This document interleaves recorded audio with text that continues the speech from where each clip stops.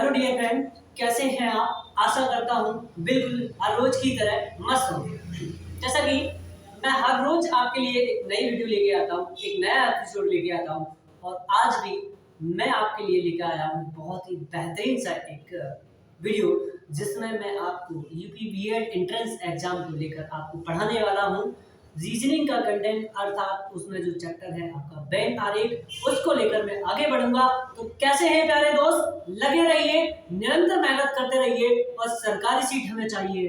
क्या आप लेना चाहते हैं? और मैं दिलवाना चाहता हूँ। यदि आपके उत्साह और उमंग इनमें जुनून है तो वो करके दिखाइएगा। कब दिखाओगे? वो अपने कहते हैं ना, अपने दिल की आग कब जलती हुई दिखाना चाहोगे? वो जले हैं जो, वो आज चमक के दिखाएंगे। जो कल जले थे वो आज चमक के दिखाएंगे। आने वाले समय में वो सितारा बन के दिखाएंगे। क्या आप ये सब कुछ कर सकते हैं? बिल्कुल आप कर सकते हैं। तो बेसब्री से जो इंतजार था वो खत्म हुआ। आज मैं लेके आ रहा हूँ आपके लिए Venn diagram, Amit sir ideal institute की तरफ से। तो लीजिएगा, आज का ये एपिसोड आपके सामने प्रस्तुत होता है। मतलब आज मैं स्टार्ट करता हूँ। चलते हैं वेन डायग्राम अर्थात वेन आरेख को हम किस तरीके से समझेंगे, कैसे जानेंगे। तो बात हो रही है वेन डायग्राम। किसकी हो रही है बेटा? Venn diagram. कैसे हम इसे समझें और कैसे कर सकें, यानी हिंदी में बोलेंगे इसे वेन आरेख। क्या बोलेंगे? वेन आरेख। और इंग्लिश में क्या बोलेंगे? Venn diagram. क्या बोलेंगे? Venn diagram. Venn diagram. संकल्पना क्या है, कॉन्सेप्ट क्या है, कैसे समझे वेन डायग्राम होता क्या है? तो वेन डायग्राम में सिर्फ क्या होगा, एक आकृतियां होंगी। क्या होंगी? आकृतियां होंगी। और वो भी किस टाइप की आकृतियां होंगी, तो इन चीजों को बहुत ध्यान से समझेंगे। वो बंद आकृतियां होंगी। बंद आकृतियों में जैसे सर्किल हो गया, जैसे त्रिभुज हो गया, जैसे वर्ग हो गया, जैसे आयत हो गया। कुछ इस टाइप के आपको ज्यामितीय आकृतियां मिलेंगी और उनसे कुछ चीजों को डिनोट किया जाएगा। जैसे कि वर्ग में सभी आयत आ जाएंगे। कुछ इस तरीके से वो कैसे करके आपको डिनोट करेगा। तो मैं आपको क्वेश्चनों के माध्यम से उस चीज को समझा रहा हूँ कि किस तरीके से उन चीजों को हम कर सकेंगे। तो वो कैसे कैसे क्वेश्चन बनेंगे, यहाँ से कैसे कैसे बनेंगे, क्या हो सकता है। तो वेन डायग्राम पर दो टाइप के क्वेश्चन बनते हैं। कितने टाइप के बनते हैं? दो टाइप के क्वेश्चन बनते हैं। वो दो टाइप में फर्स्ट टाइप के क्वेश्चन हम आज करवा रहे होंगे, जिस पर ज्यामितीय आकृतियों से रिलेशन दिया जाएगा। जैसे कि कहा जाएगा कि दिल्ली, महाराष्ट्र और इंडिया का क्या संबंध है। तो हम चाहे त्रिभुज से दर्शाएंगे, चाहे फिर वृत्त से दर्शाएंगे, चाहे फिर हम आयत से दर्शाएं, चाहे वर्ग से दर्शाएं। तो हम इन आकृतियों से समझा सकते हैं, उस चीजों को दर्शा सकते हैं। सपोज दैट, जैसे कि मैंने कहा कि हमारे पास भारत ऑप्शन में है, भारत कोमा दिल्ली की बात की गई है, कोमा ऐसे ही बात की गई है महाराष्ट्र की। किसकी बात की गई है? महाराष्ट्र की बात की गई है। और मुझसे पूछा है कि इनका तीनों का वेन डायग्राम क्या बनेगा। तो वेन डायग्राम को मोस्टली फर्स्ट टाइप में जो भी हम पढ़ रहे होते हैं, उन्हें हम सर्किल पर डिपेंड होकर पढ़ेंगे। सर्किल से हम डिनोट कर रहे होंगे। जैसे कि मैं बात करूं कि ये दोनों चीजें जो बाद में दिखाई दे रही है, दिल्ली और महाराष्ट्र, क्या ये भारत के अंतर्गत आते हैं? क्योंकि भारत देश बहुत बड़ा है, उसके अंतर्गत दिल्ली भी आती है, महाराष्ट्र भी आती है। तो यानी भारत के लिए हम एक बड़ा सा सर्कल बना लेंगे। भाई दिल्ली और महाराष्ट्र पर हम देखेंगे मेरे दोस्त कि दिल्ली और महाराष्ट्र में कोई दूर दूर तक रिलेशन नहीं है। दोनों अपने आप में एक अलग राज्य है। वही दिल्ली एक केंद्र शासित प्रदेश भी है, वही अपने आप में एक राजधानी भी है, वही महाराष्ट्र एक राज्य है ओनली। तो इन दोनों का कोई रिलेशन नहीं बनता। तो कुछ इस तरीके से हम वेन डायग्राम इसका बना रहे होंगे। तो आप ये जो चीज आपने समझी है कि वेन डायग्राम में मैं सर्किल पर डिपेंड होके फर्स्ट टाइप के क्वेश्चन ज्यादा पढ़ रहे होंगे। तो जैसा कि आप वेन डायग्राम को ही समझे, वेन डायग्राम को किसी दिए गए तथ्य को, जैसे कि भारत, दिल्ली और महाराष्ट्र, दिए गए तथ्य को ज्यामितीय आकृतियों के माध्यम से प्रदर्शित करना, ही क्या होता है? वेन डायग्राम होता है। क्या होता है? वेन डायग्राम होता है। आई थिंक ये चीज आपको बिल्कुल समझ में आ गई। तो अब चलते हैं वेन डायग्राम के प्रकार पर, चलते हैं किस टाइप के प्रकार बनेंगे।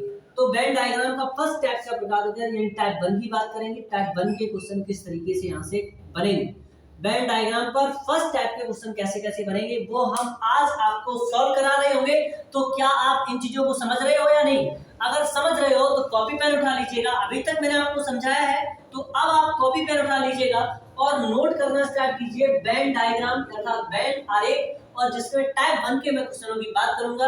वेन डायग्राम की डेफिनेशन लेना चाहो तो यहाँ से आप निकाल सकते हो, अर्थात ज्यामितीय ऐसी ज्यामितीय आकृतियां अर्थात क्लोज आकृतियां, जिनसे मैं किसी जानी हुई पार्टिकुलर वस्तुओं को डिनोट करेंगे। जैसे कि भारत, दिल्ली और महाराष्ट्र को मैंने डिनोट किया इस सर्कल से, इस तरीके से। It's okay. चलिए, तो टाइप 1 के क्वेश्चनों की तरफ मैं आगे बढ़ रहा हूँ। क्या आप कॉपी पेन लेके बैठे हैं, रेडी है? तो थंब अप करके बताएं कमेंट सेक्शन में कि मैं बिल्कुल रेडी हूँ और मैं आपको लेके चलता हूँ बेहतरीन सी उस दुनिया में जहाँ वेन डायग्राम के आप बड़े बड़े क्वेश्चन को सॉर्ट आउट कर रहे होंगे।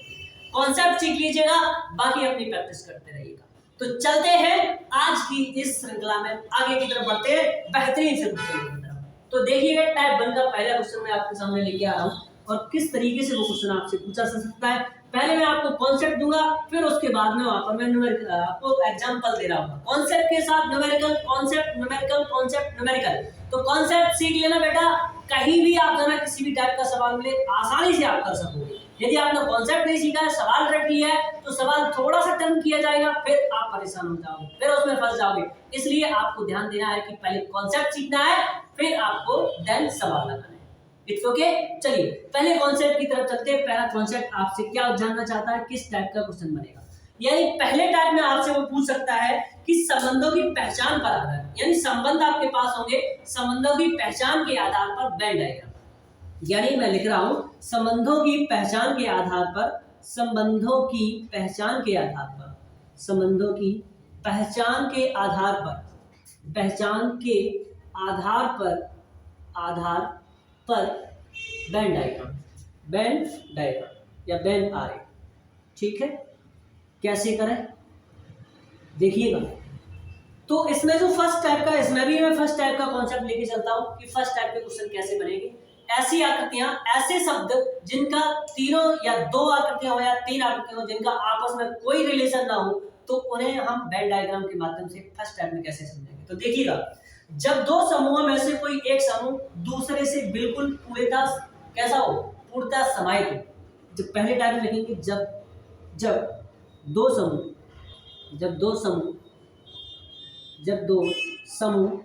आपस में, जब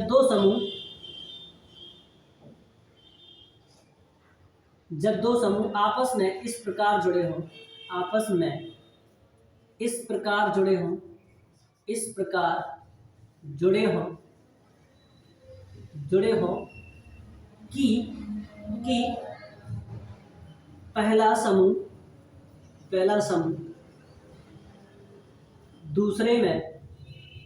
दूसरे में पूर्णतः समाहित हो। क्या इन चीजों को आप समझ रहे हैं? समाहित हो, पहला कॉन्सेप्ट। और इस पर देखो न्यूमेरिकल कैसे बनेगा, उदाहरण कैसे बनेगा, मैं उदाहरण भी दूंगा, देखिएगा। उसने कहा कॉन्सेप्ट में जब दो समूह हो, यानी दो चीजें हो, और उसमें से कह रहा है कि आपस में इस प्रकार जुड़ी हो या जुड़े हो कि पहला समूह दूसरे समूह में पूर्णतः समाहित हो जाए। जैसे कि मैंने बात कहा कि निम्न में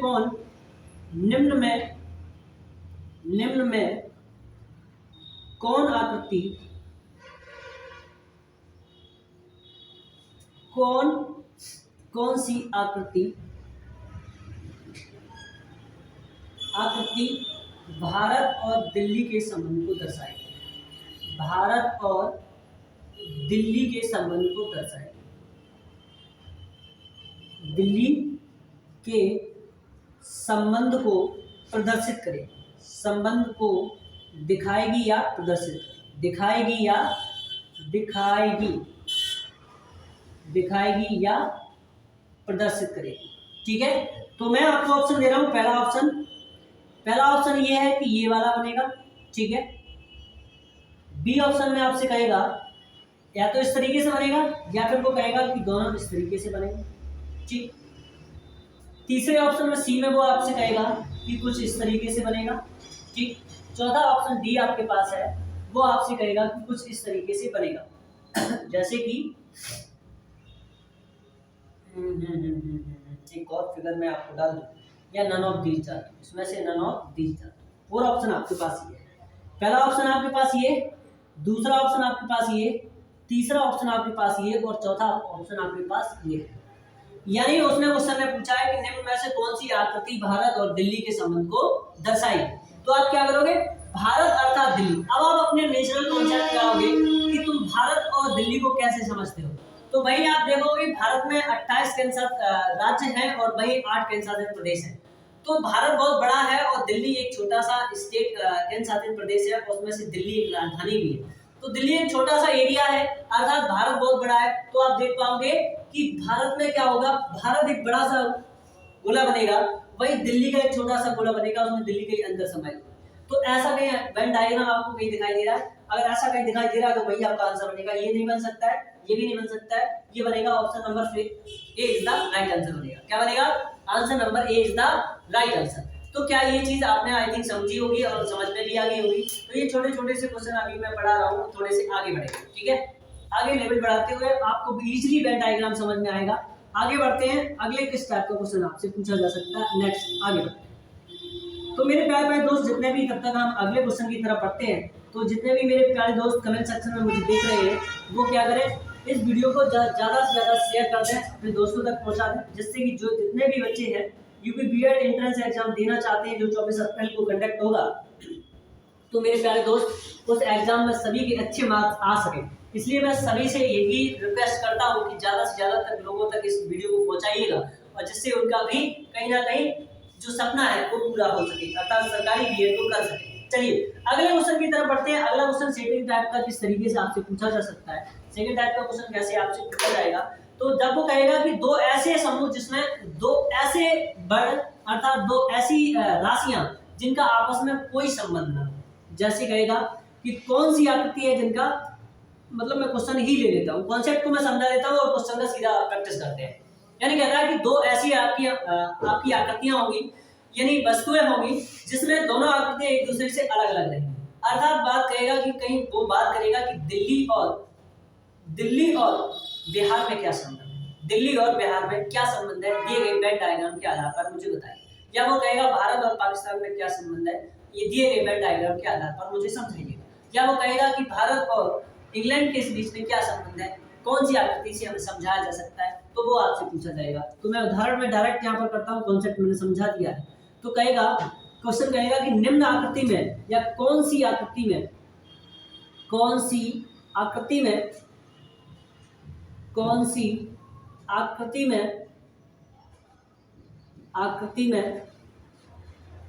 भारत और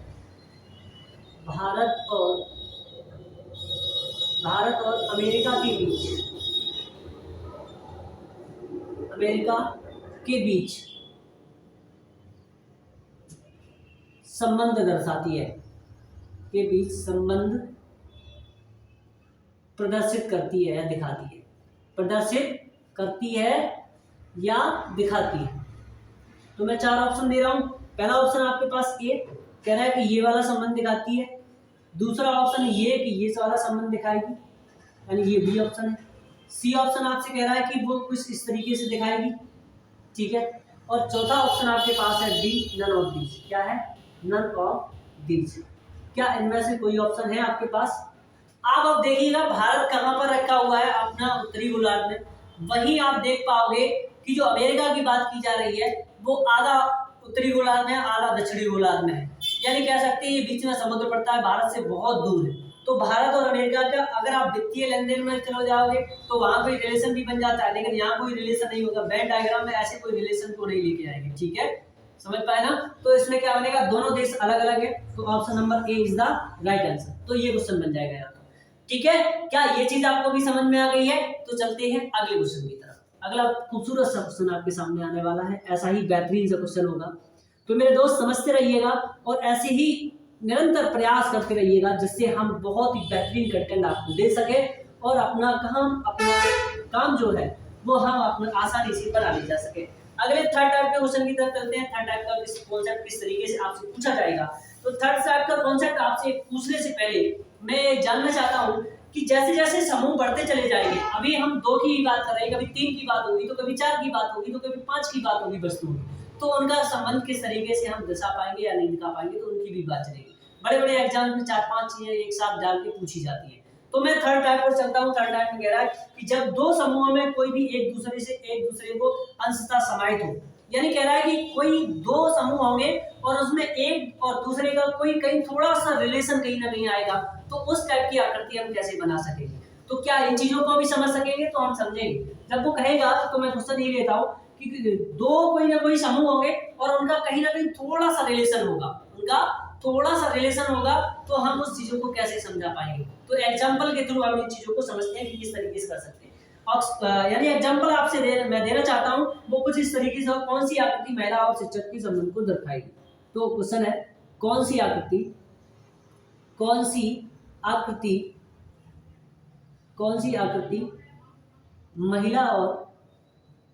महिला और शिक्षक के संबंध को दर्शाती है, शिक्षक के संबंध को बताती है। ऑप्शन ए कह रहा है ये वाला संबंध बताएगी, या फिर बी ऑप्शन आपसे कह रहा है कि ये वाला संबंध बताएगी, या फिर सी ऑप्शन कह रहा है कि ये वाले संबंध को बताएगी, और डी ऑप्शन आपसे कह रहा है नन ऑफ दीज। ठीक है, क्या आप इनमें से क्वेश्चन चुन सकेंगे? तो मेरे दोस्त देखिएगा, महिला का आइडेंटिटी जितनी भी है तो महिला को इस गोले से दिखा देते हैं। भाई मैं शिक्षक की बात कर रहा हूँ कि शिक्षक को मैं अलग गोले से दिखाऊं, तो आप ये बताइए कि आपके आसपास कुछ शिक्षक ऐसे भी होंगे जो लेडीज हैं, कुछ शिक्षक ऐसे भी होंगे कि जो जेंट्स हैं, तो दोनों में कुछ का संबंध आ रहा है ना यहाँ पर। तो इसका मतलब है हम इन दोनों गोलों को क्या करूंगा, कुछ को ओवरलैप करके हुए बनाऊंगा कि कुछ शिक्षक महिलाएं हो सकती है, क्या हो सकती है, महिलाएं हो सकती है। ठीक है, महिला हो सकती है, और कुछ शिक्षक पुरुष भी तो हो सकते हैं, ये भी तो जरूरी है, पुरुष भी हो सकते हैं। तो ये बीच वाला जो संबंध है क्या दे रहा है, कुछ को दर्शा रहा है। तो यहाँ महिला और शिक्षक की जो बात आ रही है, तो दोनों का कुछ का संबंध होगा कि कुछ महिलाएं शिक्षक हो सकती है, कुछ शिक्षक पुरुष भी हो सकते हैं, तो कुछ का संबंध यहाँ पर है। तो अर्थात ये वाली आकृति किस वाली फिगर में बन रही है, बी में बन रही है। तो option number B is the right answer. आपने 3 कॉन्सेप्ट समझे हैं, क्या तीनों कॉन्सेप्ट आपको बिल्कुल क्लियर हो गए? अगर ये क्लियर हो जाएंगे, जितना मैंने डाटा में आपको पढ़ा लूंगा, जितना ये क्लियर हो जाए, तो मेरे दोस्त क्या करना, ये डाटा क्लियर होने के बाद ना अपनी रीजनिंग की किताब या फिर प्रैक्टिस सेट होता ना उसे लगाना। अगर इस टाइप के क्वेश्चन नहीं लगते हैं तो आप ऑफलाइन कमेंट सेक्शन में कमेंट जरूर कीजिएगा, और मैं उस क्वेश्चन का आंसर आपको जरूर मैं बता रहूंगा अगली वीडियो में। ठीक है, तो मुझे इंतजार तुम्हारी कमेंट्स का रहेगा कि आपको सारी चीजें समझ में आ रही है नहीं आ रही। ठीक है, मैं ऐसे ही खूबसूरत से सवाल की तरफ आगे बढ़ता हूँ। बहुत बेहतरीन सा सवाल मैं आगे वाला लेने वाला हूँ, अगला वाला कॉन्सेप्ट भी समझाएंगे और आगे बढ़ रहे हैं। ठीक है, आशा और उम्मीदें यही है कि तुम अपने उस लक्ष्य को कभी नहीं भूलोगे जिसके लिए तुमने सपने सजाए हैं, और सपना वो एक ऐसा सपना होना चाहिए जो आपको सुबह बिस्तर से उठने के लिए मजबूर कर दे। सपना ऐसा नहीं होना चाहिए, सपने दिन में हम लोग देखें, रात में जो सपने देखते हैं वो हकीकत में सपने नहीं होते, वो कभी अपने नहीं होते। सपना तो वो होता है जो तुम्हारा दिन छोटा पड़ जाता है उस सपने को पूरा करते करते, अर्थात रातें गुजर जाती है उस सपने को पूरा करते करते। हर लोग वो आशिक नहीं होता जो रात के जग के पढ़ रहा होता है, जो रात को जग रहा होता है। पढ़ने की तो बात ही नहीं आती, पढ़ रहा होगा तो कोई कहेगा नहीं उसको, तो रात को जग रहा होगा वो जरूरी नहीं वो आशिक ही हो, वो एक पढ़ने वाला भी हो सकता है, तो जिम्मेदारियों का मारा हो सकता है। तो इसलिए पढ़ते रहिए और निरंतर पढ़ाते भी रहिए। तो मेरा मोटिव यही रहता है कि आप पढ़ो और पढ़ाओ, जियो और जीनो दो। जो नारा ये दिया गया है किसी कंपनी की तरफ से, वैसे मैंने आपसे कहा है कि पढ़ो और पढ़ाओ। चलिए अगले कॉन्सेप्ट की तरफ से चलते हैं। कॉन्सेप्ट नंबर 4 कह रहा है कि 3 समूह में से किसी एक समूह अन्य तीसरे से पूर्णतः समाहित हो जाए। यानी अगला कॉन्सेप्ट आपसे कह रहा है जब 3 समूह में से कोई एक समूह अन्य दूसरे या तीसरे समूह में पूर्णतः समाहित हो जाए, तो इस टाइप का क्वेश्चन कैसे बन सकेगा। तो मैं क्वेश्चन आपको दे रहा हूं, जरा देखिएगा। कह रहा है कि क्वेश्चन है प्राणी विज्ञान, किसकी बात कर रहा है, प्राणी विज्ञान विज्ञान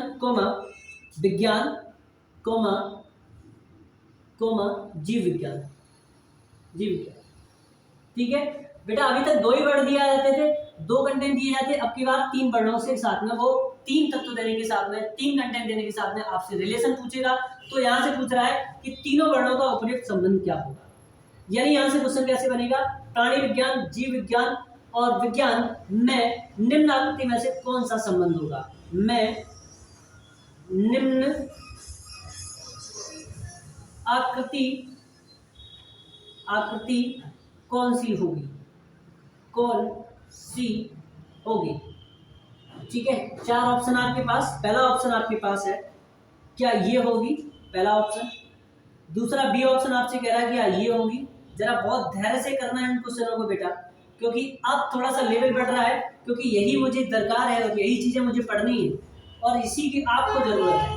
बाकी छोटी छोटी चीजें पढ़ने से हमारा उद्धार नहीं होगा, इसलिए हमें बहुत गहरे से चीजें पढ़नी है और समझनी है।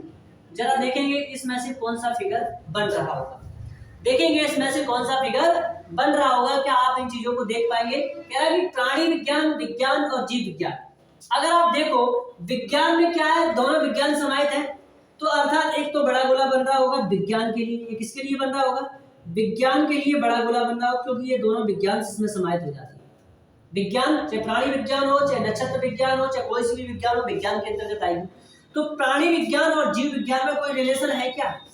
प्राणी विज्ञान जिसमें जीव मतलब जान होगी तो वही प्राणी होगा, और जीव होगा तो उसमें भी तो जान ही तो होगी। दोनों क्या एक दूसरे में समाहित है या दूसरा एक में समाहित है? किसमें समाहित है? प्राणी की बात की गई, अर्थात मनुष्य की बात की गई है। इसमें प्राणी में मनुष्य की बात की गई है, वही जीव विज्ञान में जीवों इंसेक्ट की भी बात होगी। तो जीव विज्ञान उससे ज्यादा अंदर होगा, यानी विज्ञान के अंतर्गत क्या होगा? जीव विज्ञान होगा। क्या होगा? जीव विज्ञान होगा। और जीव विज्ञान के अंतर्गत क्या होगा? प्राणी विज्ञान होगी, क्योंकि प्राणी कुछ ही मात्रा में होते हैं। तो प्राणी विज्ञान कहाँ चली जाएगी? अंदर चली जाएगी। ठीक है मेरे दोस्त, क्या आपको ये चीज, ये फिगर समझ में आया? और ऐसा फिगर कहीं समझ में आ जाए तो आप वही आंसर लगा देंगे। देखो पहला भी नहीं है, दूसरा भी नहीं है, तीसरा भी नहीं है, और चौथा ऑप्शन आपका निकल के आ रहा सामने। Option number D is the right answer है। क्या आप इन कॉन्सेप्ट को समझते रहें और अपनी चीजों को आगे बढ़ाते रहें? आशा उम्मीद यही रहेगी कि आप जरूर सक्सेस हो। चलिए अगले खूबसूरत से क्वेश्चन की तरफ चलते हैं, अगले कॉन्सेप्ट की तरफ चलते हैं। क्या आपको वो चीज सारी समझ में आएगी? आई थिंक ये समझ में आएगी। और वीडियो को पॉज कर लेना और नोट्स जरूर बनाते रहना मेरे दोस्त, क्योंकि हमें लास्ट के 5 दिन जब एग्जाम बिल्कुल करीब होगा और 5 दिन बच रहे होंगे, तो उस 5 दिन में जो हम क्विक रिवीजन कर रहे होंगे, तो हमारे इसलिए हमारे पास शॉर्ट नोट्स भी होने चाहिए, हमारे नोट्स होने चाहिए, हैंड रिटन नोट्स होने चाहिए। बल्कि हम भी अपने तरफ से जो मैं नोट्स बनाता हूँ, जो मैं आपको दिखा रहा हूँ, कुछ इस तरीके से आपको दिखाई दे रहे होंगे मेरे नोट्स। तो आइडियल इंस्टीट्यूट ETW के नाम से जो चैनल है टेलीग्राम पर, आप वहां से जाकर ये PDF डाउनलोड कर सकते हैं बाय कॉस्ट। मेरा चैनल ही आपको बिल्कुल फ्री पढ़ा रहा है, आपसे कोई पैसे नहीं ले रहा है। बस यही पैसे की मान लीजिए गुरु दक्षिणा है, जो भी आपकी फीस है वो लाइक शेयर और सब्सक्राइब करना ना भूलिएगा। बस इतना ही आपसे रिक्वेस्ट करता हूँ, कुछ नहीं चाहता। तो चलिए अगले से खूबसूरत से कॉन्सेप्ट की तरफ चलते हैं। अगला खूबसूरत सा कॉन्सेप्ट आपसे कहता है, जब 3 समूहों में से सभी समूह अलग अलग अपनी मात्रा को दर्शाते हैं, अलग अलग स्थितियों को दर्शाते हैं। जब 3 कोई समूह हो और तीनों समूह एक दूसरे से कोई रिलेशन न रखते हो, तो इस टाइप का क्वेश्चन कैसे बन सकेगा? चलो देखिएगा। तो उसमें मैं सीधा क्वेश्चन ही लेता हूँ और आपको समझाता हूँ कि किस तरीके से क्वेश्चन बनेगा। कह रहा है कि कौन सी आकृति, क्वेश्चन है आपके पास कि कौन सी आकृति निम्न में से कौन सी आकृति निम्न में से कौन सी आकृति शुतुरमुर्ग, किसकी बात हुई है? शुतुरमुर्ग, कौमा सांप, ठीक, सांप और सांप और मेढक, किसकी बात हुई है? मेढक के संबंध को दिखाती है, के संबंध को दिखाती है। ऑप्शन आपके पास, पहला ऑप्शन आपके पास है। बहुत धैर्य से इस सवाल का जवाब देना, और नहीं आए तो पैसेंसफुल होकर इस चीजों को समझते हैं। ठीक है मेरे दोस्त, नहीं आए तो कमेंट सेक्शन में जरूर ऑफलाइन पूछना। ठीक है, नेक्स्ट आपके पास बताएंगे, ये डी ऑप्शन आपके पास है, ये सी ऑप्शन आपके पास। बताएंगे कौन सा आंसर यहां से बनेगा। यानी आपसे बात की गई है किसकी? शुतुरमुर्ग की बात की गई, वही आपसे बात की गई किसकी? सांप की बात की गई, वही मेढक की बात की गई। तो आप इन देखोगे इन तीनों में कोई रिलेशन दिखाई दे रहा है आपको, तीनों किसी ना किसी प्रकार से कहीं संबंधित नजर आते हैं। अगर तीनों कहीं से भी समझ में आ जाए तो आप मुझे बता सकते हो कौन सी आकृति बनाओ। देखिए शुतुरमुर्ग क्या मेढक जैसे इसमें कुछ फीचर्स हैं? नहीं है ना।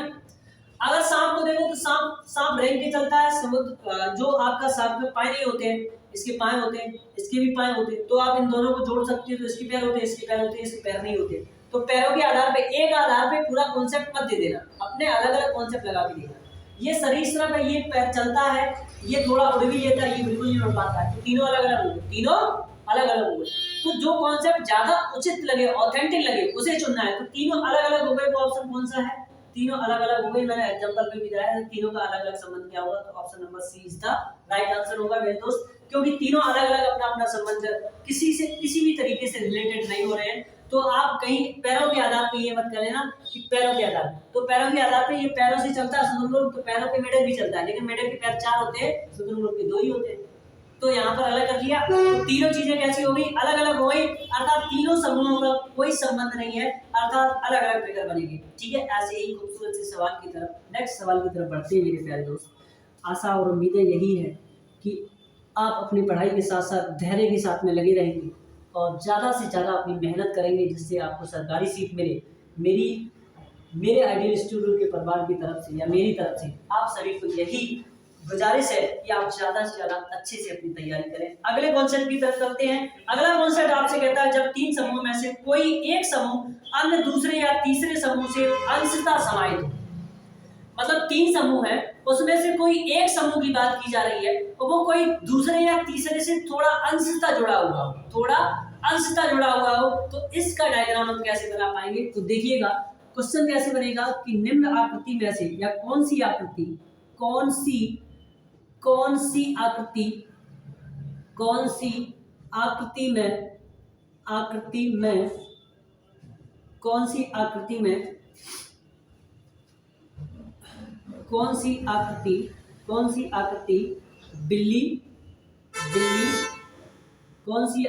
बिल्ली कोमा खरगोश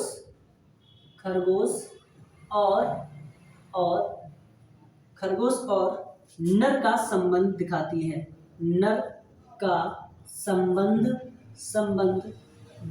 है, या प्रदर्शित करती है। बताइए मेरे दोस्त, ऑप्शन मैं दे रहा हूं। पहला ऑप्शन ए नंबर आपसे कहता है ये वाला ऑप्शन है ए नंबर, या बी ऑप्शन आपसे कहता है कि ये वाला रिलेशन दिखा रहा है। बहुत धैर्य के साथ में जवाब देना। अगला आपके पास ये संबंध दिखाई जा रहा है, क्या ये संबंध होगा, ठीक है, ये सी ऑप्शन। डी ऑप्शन आपसे कह रहा है या फिर ये होगा।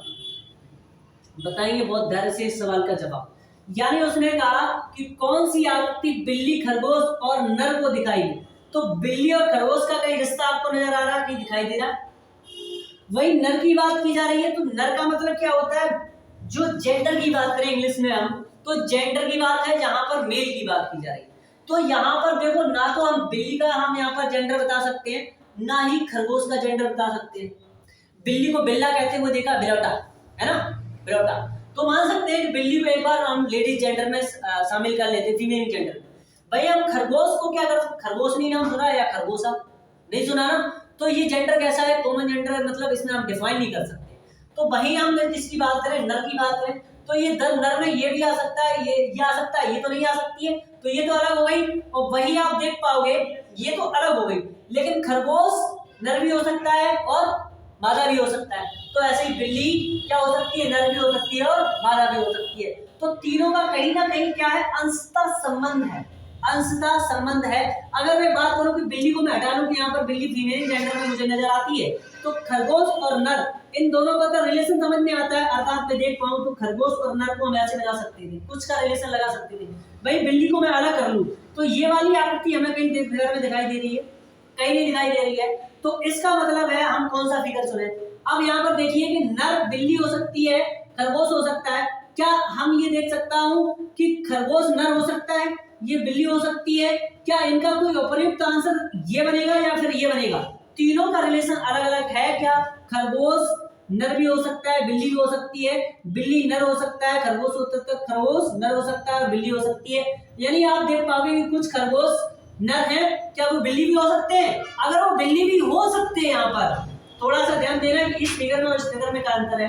अगर नर है तो वो खरगोश भी है और खरगोश कुछ बिल्ली भी है, ऐसा कोई रिलेशन नहीं आ रहा, अर्थात ये वाला ऑप्शन कट जाएगा। ऑप्शन आपका बी बन रहा होगा, अर्थात तीनों रिलेशन कुछ अंशतः एक दूसरे में समाहित होंगे। अर्थात मैं बात करूं कि मैं ले लूं कि अगर ये नर है तो ये कुछ नर, कुछ बिल्लियां भी होंगी, कुछ मादा भी होंगी, कुछ खरगोश मादा भी होंगे और नर भी होंगे। तो अर्थात ये वाला फिगर मुझे दिखाई दे रहा है इसमें। हम ये वाला फिगर नहीं लेंगे, लेकिन इसमें नर और मादा दो की बात चल रही है, उसमें बिल्ली और खरगोश को ढूंढा जा रहा है। अर्थात बिल्ली और खरगोश मादा, मतलब मादा के अंतर्गत तो आ जाएंगे, लेकिन मादा इनके अंतर्गत नहीं आ सकती है, यानी नर इनके अंतर्गत नहीं आ सकता दोनों। तो ये वाला फिगर चलिए ऐसे ही खूबसूरत से क्वेश्चन की तरफ और आगे बढ़ते हैं। आशा और उम्मीद है यही है कि आप वीडियो को पॉज करके इस क्वेश्चन को फिर से देखिएगा। थोड़ा सा डाउटफुल लगेगा आपको कि आप बी और सी में कंफ्यूजन हो सकते हैं, तो बेटा धैर्य रखेंगे और धैर्य से चीजों को समझना, वीडियो को पॉज करना, दोबारा से फिर देखना, क्योंकि एक बार में चीजें समझ में नहीं आती। अगर एक बार में समझ में आ जाती तो हर कोई व्यक्ति क्या बन जाता? स्वामी विवेकानंद बन जाता। अगर ऐसे ही चीजें समझ में आ जाती, हर कोई को एक बार में पढ़ने से आ जाता, तो हर कोई व्यक्ति स्वामी विवेकानंद बन जाता। तो आपको बार बार प्रयास करने हैं। चींटी बार बार गिरती है, बार बार चढ़ती है, आखिर उसकी मेहनत बेकार नहीं जाती, कोशिश करने वालों की कभी हार नहीं होती। अंत में एक खूबसूरत सी कहानी सुनाएंगे, वो कहानी आपको बहुत गदगद करेगी, बहुत ही इंटरेस्टिंग बड़ी कहानी है, तो उस कहानी का इंतजार करेंगे।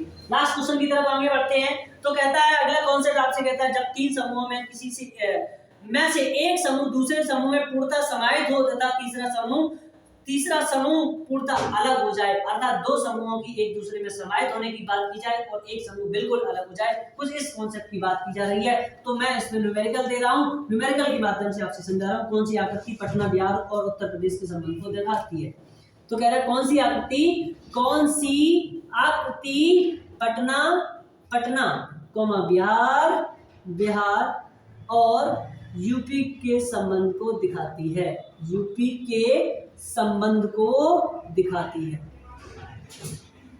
तो पहला ऑप्शन आपके पास ए नंबर पे ये वाला है, दूसरा ऑप्शन ये है आपके पास कि ये वाला संबंध दिखाती है बी नंबर पे, सी नंबर पे कहता है कि ये वाला संबंध दिखाती है, ठीक, और चौथे ऑप्शन पे आपसे कहता है कि ये वाला संबंध दिखाती है, ऑप्शन नंबर डी। ठीक, बताइए मेरे दोस्त किसकी बात हुई है? पटना और बिहार। तो बिहार की आप जानते हो कैपिटल क्या है? पटना, तो अर्थात बिहार बड़ा होगा, पटना कैसा होगा? छोटा होगा, तो उसके अंतर्गत समाहित होगा। भाई यूपी पटना से सटा हुआ तो है लेकिन अपने आप में अलग है।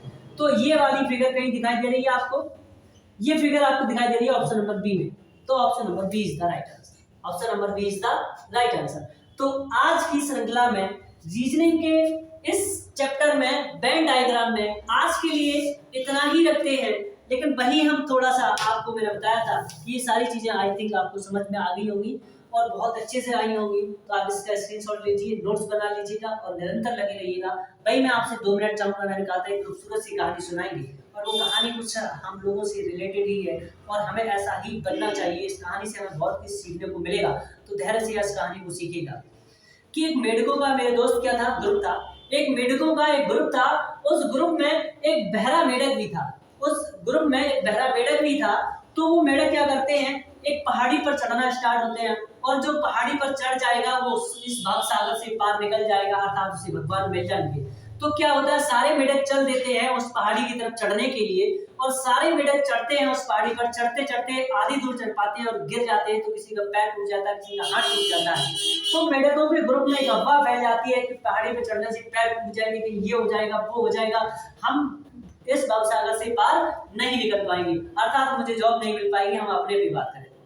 तो एक डरा दिया गया, अर्थात जितने भी मेढक वहां सुनने वाले थे, जितने मेढक को सुनाई देता था, अर्थात एक दूसरे ने एक दूसरे की बात को सुना तो सभी भयभीत होने लगे और उन चीजों को छोड़कर वहां से लौटने लगे। लेकिन वही वो धैर्य के साथ में एक जो मेढक था जिसको सुनाई नहीं देता था, सारे लोग उससे कह रहे थे तुम मत चढ़ो, वहां से गिर जाओगे, तुम्हारे पैर टूट जाएंगे, हाथ टूट जाएंगे, लेकिन उसे सुनाई नहीं देता था, इत्तेफाक से उसे सुनाई ही नहीं देता था। इस कारण उसने किसी की नहीं मानी, मतलब किसी की सुनी ही नहीं और वो निरंतर चढ़ता रहा, गिरता रहा, चढ़ता रहा और एक दिन वो आखिरकार सफल हो ही गया। इस तरीके से उसे सफलता मिल गई। तो क्या आप उस मेढक की तरह नहीं बन सकते हैं? आप जरूर बनिएगा, क्योंकि आपके आसपास और आपके पड़ोसी जितने भी हैं वो यही इंतजार कर रहे हैं कि तुम्हारा लल्ला कितनी देर से तैयारी कर रहा है, कानपुर में इतने साल से है, तुम्हारा लल्ला दिल्ली मुखर्जी नगर में इतने साल से है, कोई एग्जाम निकला, कुछ हुआ, तुम घर पे आओगे तो कुछ एग्जाम निकला तुम्हारा, कौन सा एग्जाम निकला, 20 लोग पूछने वाले आ जाएंगे, कोई सहारा देने वाला नहीं आता है। इसलिए मेरे दोस्त, मेरे प्यारे प्यारे भाइयों, क्या करो, अपने आप को उस मेढक की तरह बना लो, इधर से सुनो इधर से निकाल दो, अर्थात बहरे बन जाओ और एक दिन सफलता तुम्हारे जरूर कदम चूमेगी, ये वादा है मेरा आपसे और आप करके दिखाओगे, ये मुझे गारंटी के साथ विश्वास नहीं है। I am proud of you. So thank you guys, love you, take care. ऐसे ही अपना ख्याल बनाए रखिएगा, आइडियलिटी से जुड़े रहिएगा और अपने प्यार को यूं ही देते रहिएगा और ज़्यादा से ज़्यादा हो सके तो गरीब लोगों की मदद कीजिएगा। पढ़ने के साथ साथ में पढ़ाइएगा, पढ़ते रहिए और पढ़ाते रहिएगा, जिससे हम लोग आगे निकलते चले जाएंगे। जो भी होगा हम आपकी हर संभव मदद करने के लिए तैयार हैं। आइडियल इंस्टीट्यूट की तरफ से सभी मेरे प्यारे प्यारे दोस्तों को जय हिंद। प्यारे दोस्तों, bye bye, love you, take care.